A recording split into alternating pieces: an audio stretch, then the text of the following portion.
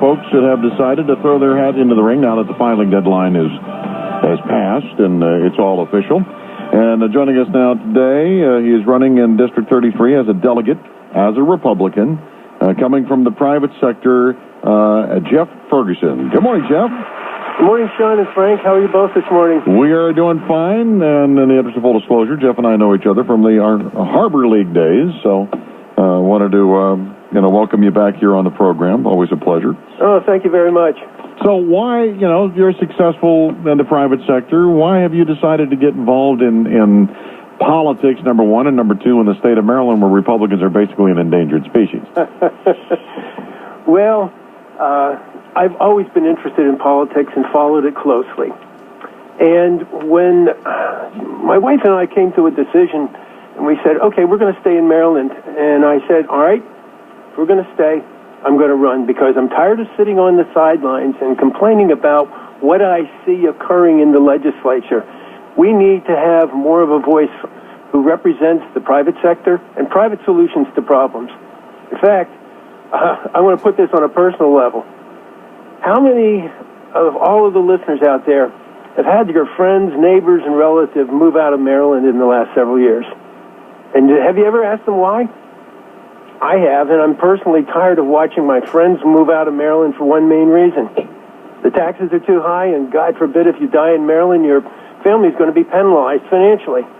Well, I hear that all the time. Taxes, the regulatory burden from folks, many small business owners that I have talked to, they don't want to leave, and they're forced to jump through hoops here. The cost of doing business in Maryland, it's getting to a point where it's almost financial suicide to stay here.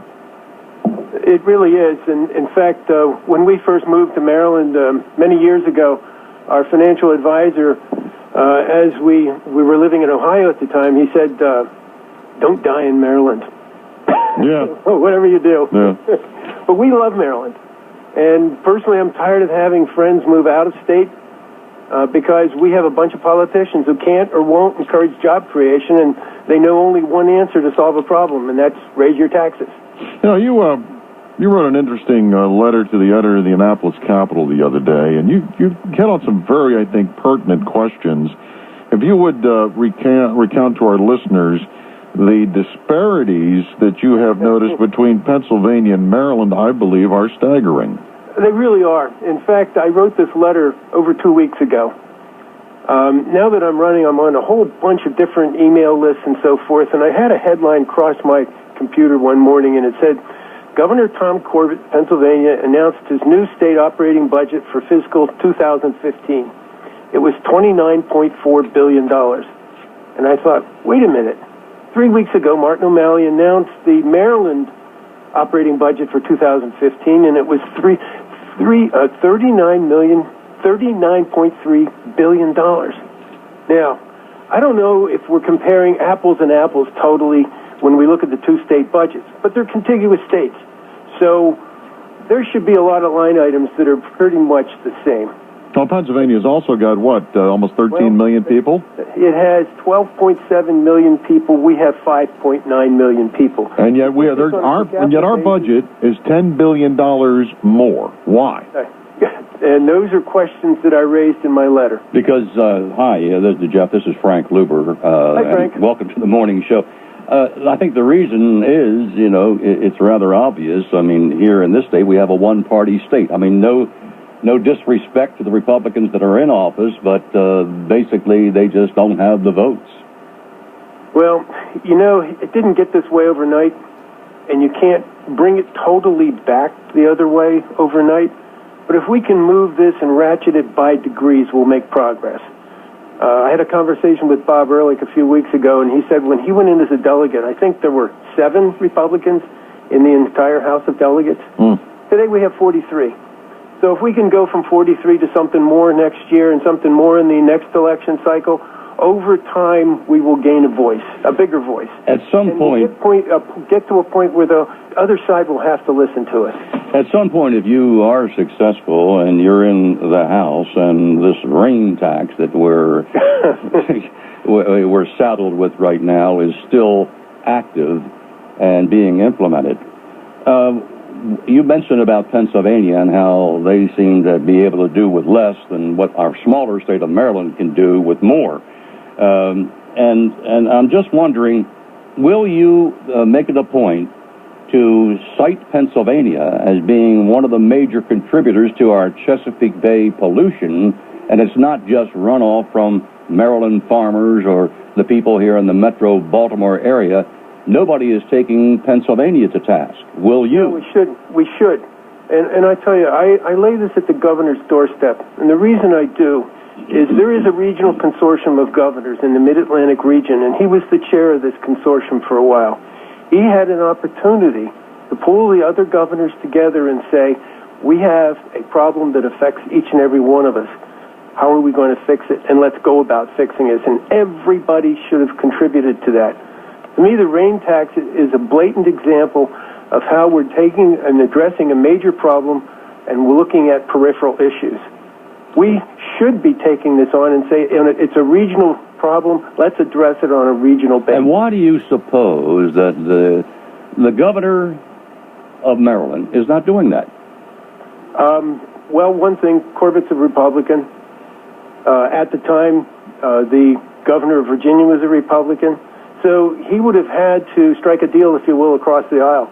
And he's got a legislature here that is totally complicit with everything that he wants to do. So it's easier to push something through in Maryland and say, look what I've done, as opposed to really work hard and negotiate with the other states. We're talking with Jeff Ferguson. He's running for delegate District 33 here in Maryland. The website is jefffergusondelegate.com if you want to learn more. Something else you raised in the other day is this idea that you recently had a fundraiser with Lieutenant Colonel Tony Schaefer, who, by the way, is retired. And he basically raised a very interesting question regarding our proximity to the #1 terrorist target in the United States, and how safe are we in Maryland, and nobody seems to be addressing that. No one's talking about it, and if they are, it's certainly behind closed doors, but we, in the public, should be made more aware that, yes, here in Annapolis, we're 35 miles from the #1 terrorist target in the country. What are we doing about it?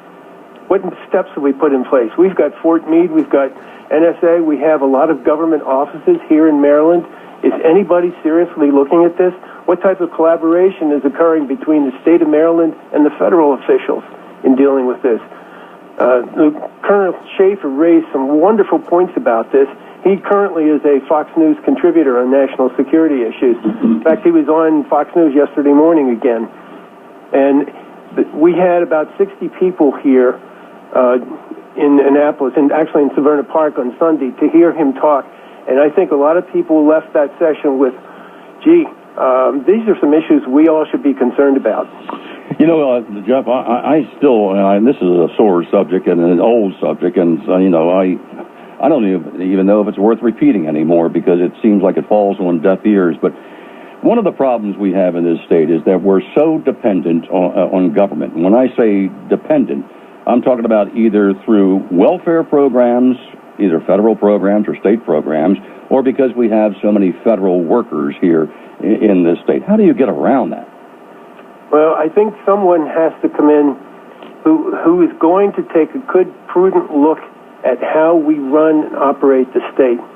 I think the answer historically has been in Maryland, we have an issue, we have a problem. #1, let's raise a tax, and let's create a new bureaucracy or a new bureaucratic department for it.